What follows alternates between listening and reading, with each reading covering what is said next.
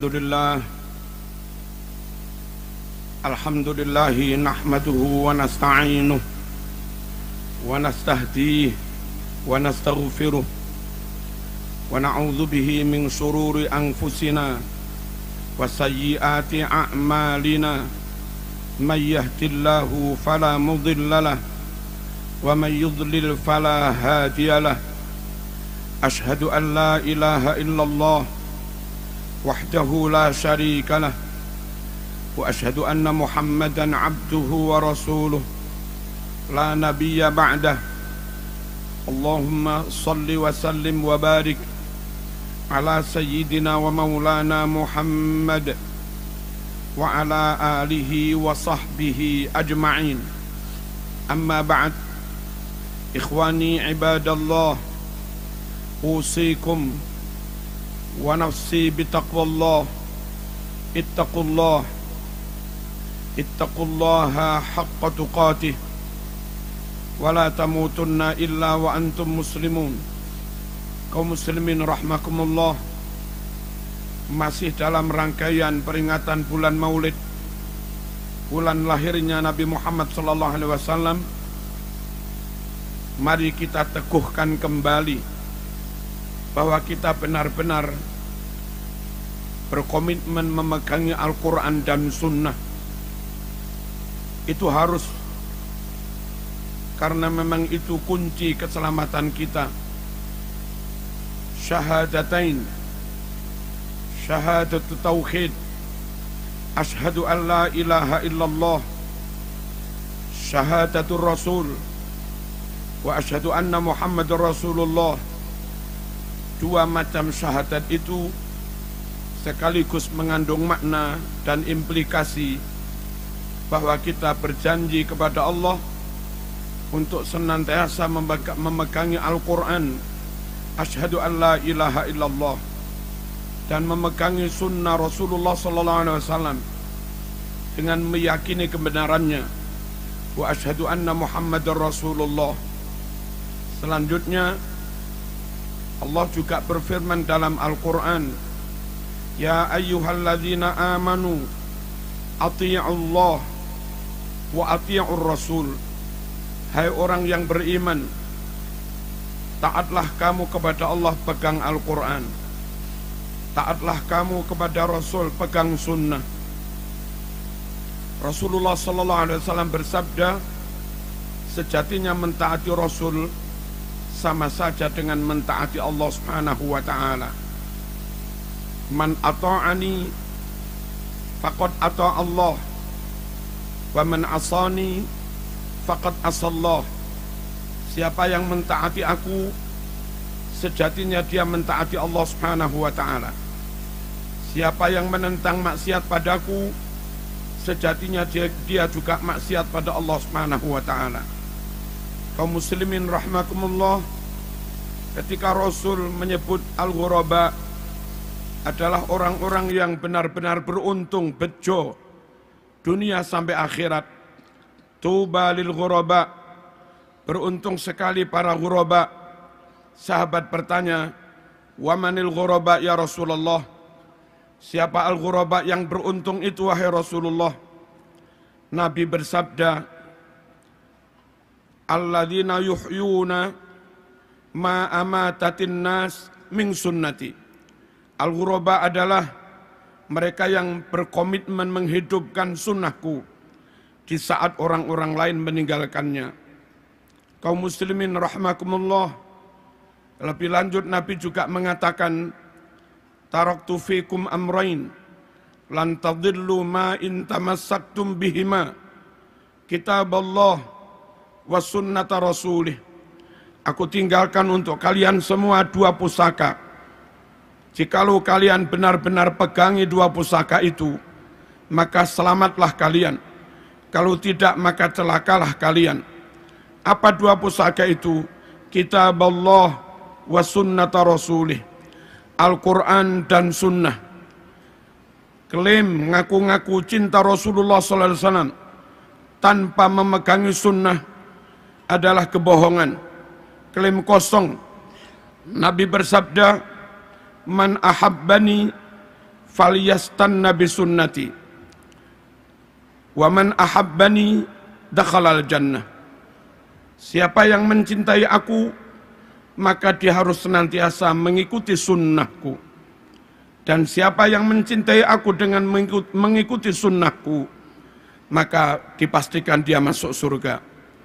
Kaum muslimin rahimakumullah, memegangi sunnah sangat penting, mengamalkan sunnah sangat penting, meyakini kebenaran sunnah sangat penting, menjaga sunnah untuk ditambah, tidak ditambah-tambah, menjaga sunnah untuk tidak dikurang-kurangi, menjaga sunnah untuk tidak dirubah-rubah, tentu sangat penting, karena kalau kita menambah-nambah, itu menjadi bid'ah. Kalau mengurang-urangi itu khianat. Kalau merubah-rubah itu khurafat. Dan tiga-tiganya menyebabkan kesesatan. Kullu muhdatsatin bid'ah wa kullu bid'atin dhalalah wa kullu dhalalatin finnar. Setiap yang dibuat-buat dulu enggak ada lalu diada-adakan, itu namanya bid'ah. Dan setiap yang bid'ah berarti sesat.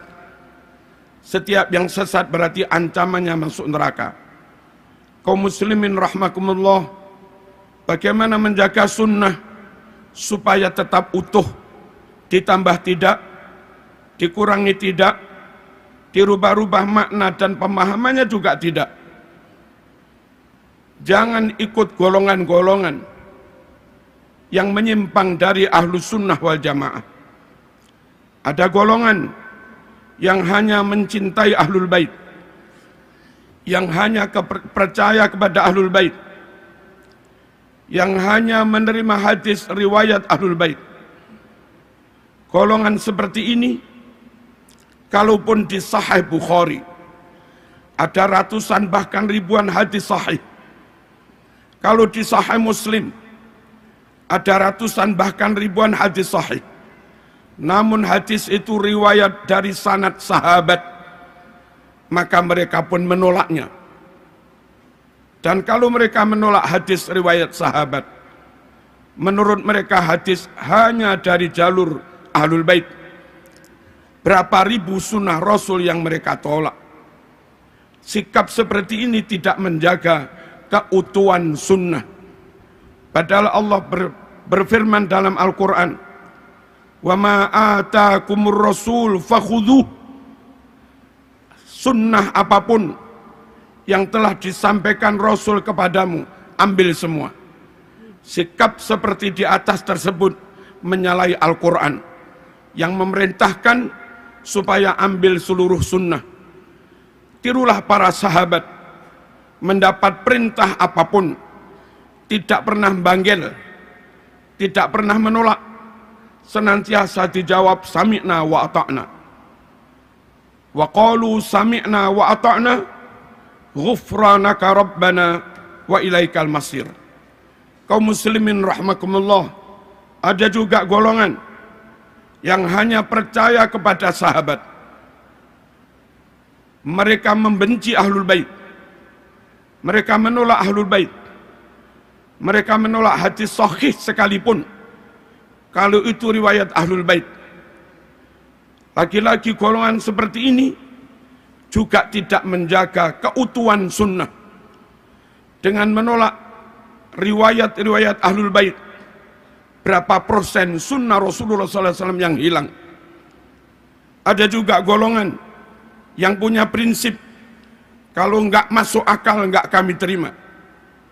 Akhirnya hadis Bukhari, Muslim yang bercerita tentang Mi'raj Rasulullah SAW, mereka tolak dengan alasan enggak masuk akal.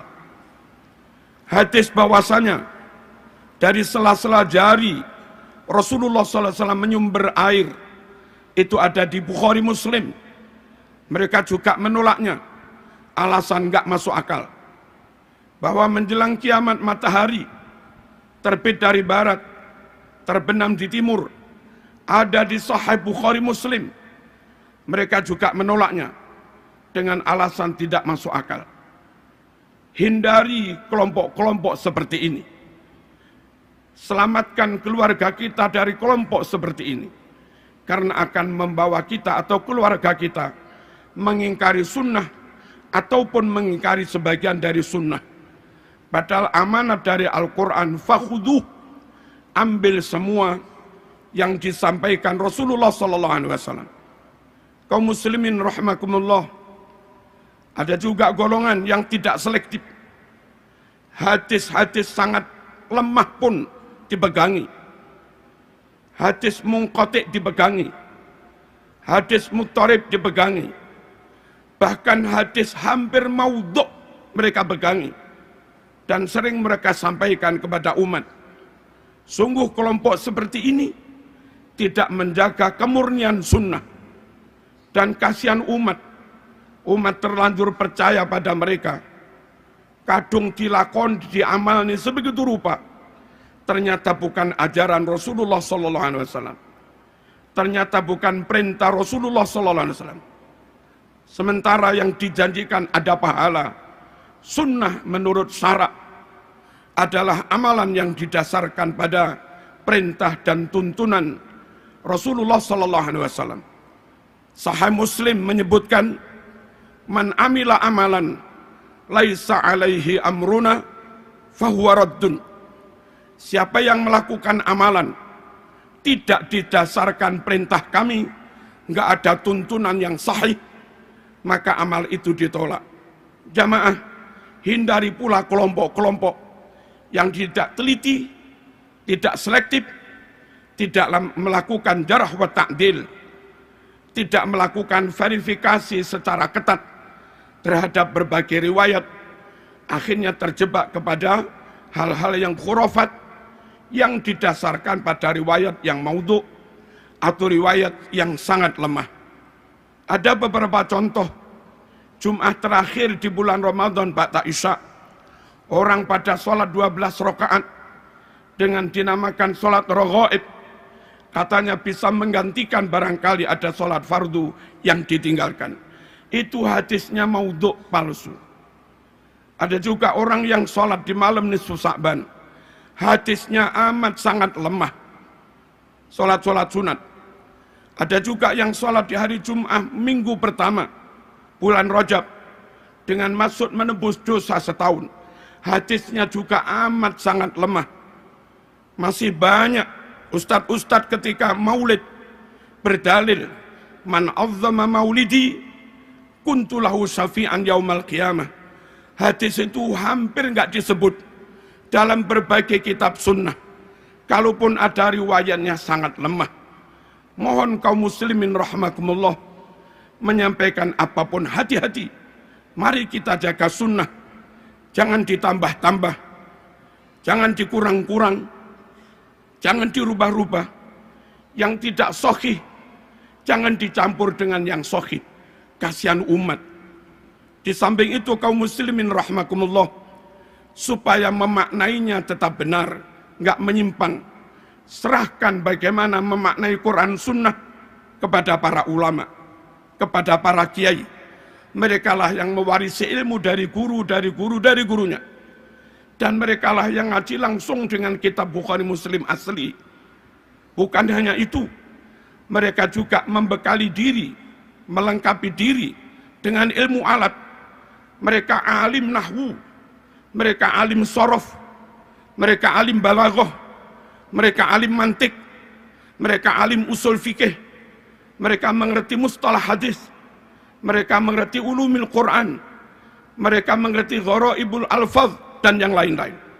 Yang mana ilmu-ilmu itu sangat penting untuk memastikan kebenaran pemaknaan Quran, pemahamannya, istimbatnya, ataupun penafsirannya. Yang tidak menguasai ilmu-ilmu alat, mohon jangan berani-berani menyentuh, berani menafsirkan Quran. Mungkin lafadznya masih asli, lafadz hadisnya masih asli, tapi ketika orang yang enggak melengkapi diri dengan ilmu alat dan enggak berguru, lalu menafsiri, lafadznya asli namun maknanya menyimpang dari ajaran Rasulullah SAW, dan itu juga khurafat.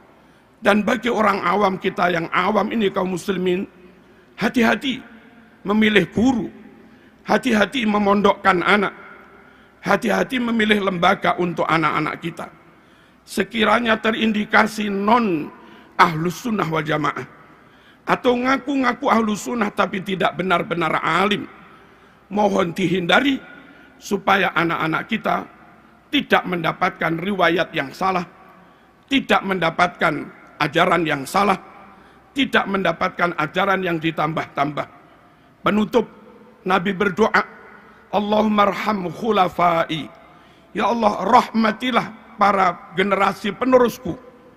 Sahabat bertanya, wa man khulafauka ya Rasulullah? Siapa generasi penerusmu hai Rasulullah? Nabi bersabda, alladzina yarwuna ahadisi, yaitu mereka-mereka yang menyebarkan, menyampaikan sunnah-sunnahku. Semoga sekelumit khutbah ini membuat kita semakin komitmen memegangi Al-Quran dan Sunnah, dan itulah kunci keselamatan kita, juga keluarga kita. Ya ayyuhalladzina amanu qu anfusakum wa ahlikum naro. Hai orang-orang yang beriman, jaga dirimu, keluargamu, jangan sampai mereka masuk neraka. Bismillahirrahmanirrahim. Wal asri innal insana lafi khusr illal ladzina amanu wa amilus solihat wa tawasaw bil haqq wa tawasaw bis sabr.